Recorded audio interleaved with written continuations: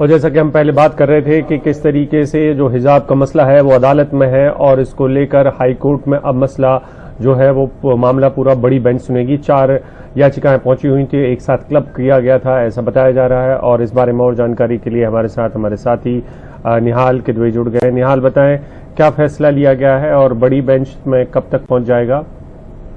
देखिए, जब ये मामला शुरू हुआ था तो ये 2 याचिकाएं थी। एक हाईकोर्ट ने आर्गुमेंट के लिए एक्सेप्ट कर लिया था और दूसरे के ऊपर फैसला लेना था। लेकिन कल जैसे इस पर सुनवाई शुरू हुई तो एक के बाद एक कई सारी याचिकाएं आ गई और बहुत सारे पक्ष आ गए।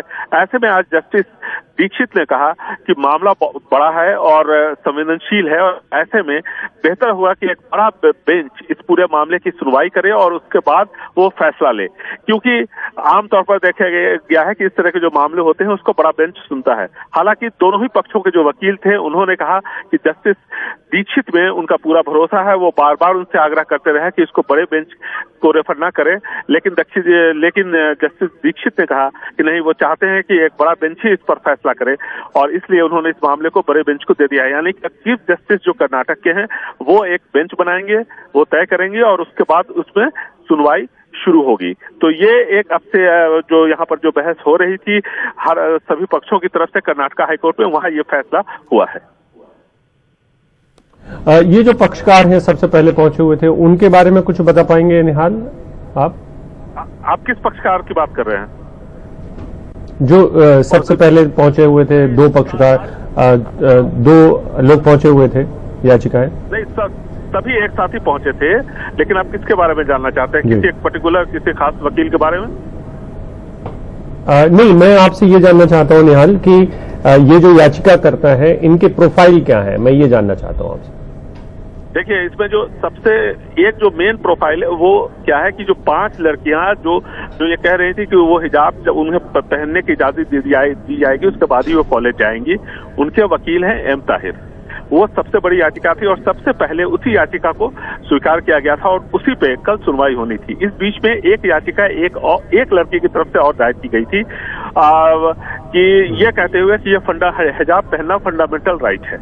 ये 2 याचिकाएं आई थी। बाद में क्या हुआ कि कुछ और, जैसे कि कॉलेज डेवलपमेंट कमेटी की तरफ से एक वकील आ गए, फिर कुछ और याचिकाएं आ गई, तो कुल मिलाकर के 4-5 याचिकाएं यहाँ पर एक साथ सबमिशन हो गए।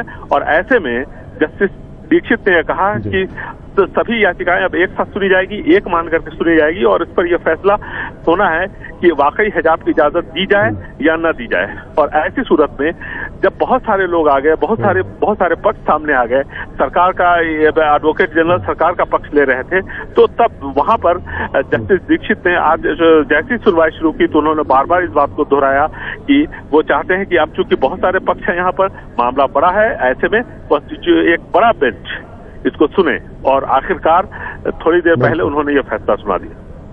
जी, शुक्रिया। हालांकि एक दौर में बताना चाहूंगा कि इसमें अंतरिम इंटरिम रिलीफ की बात कही गई थी कि कम से कम 2 महीने के लिए एक इंटरिम ऑर्डर जज साहब पास कर दे, और यानी जब तक वो जो बेंच है वो सुनवाई करेगा, फैसला देगा। इस बीच में ये ऑपरेशन के लिए जो कॉलेज सुचारू रूप से चले, बच्चे वहां जाएं, इसके लिए एक इंटरिम ऑर्डर वो चाहते थे।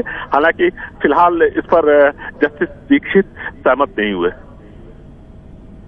अच्छा, ये एक बड़ा मसला है। बहुत बहुत शुक्रिया निहाल की। अंतरिम अगर फैसला नहीं सुनाया गया सुशील, तो पेचीदगियां अभी बरकरार रहने वाली हैं, क्योंकि बड़ी बेंच के लिए अनुशंसा जरूर कर दी गई हो, कितने जल्दी बन पाएगी और क्या तब तक राज्य की व्यवस्था या राज्य के मुख्यमंत्री कानून और व्यवस्था ठीक उसी तरीके से संभाल के रख पाएंगे? क्योंकि शिवमोगा में अगर आप फ्लैग मार्च कर रहे हैं जहां से पूर्व मुख्यमंत्री आते थे येदियुरप्पा, और बाकी की जगहों पर अगर जबरदस्ती महिला किसी एक लड़की को पीछे जाके लोग हूटिंग करेंगे या उसके पीछे चल के जय श्री राम के नारे लगाएंगे और लड़की भी अल्लाहू अकबर के नारे लगाएगी, तो ऐसे चार्ज माहौल में क्या पढ़ाई लिखाई हो पाएगी? ये बड़ा सवाल है और इस पे कोई अंतरिम राहत नहीं है कि ना तो शिक्षा संस्थानों के लिए और ना ही स्टूडेंट्स के लिए।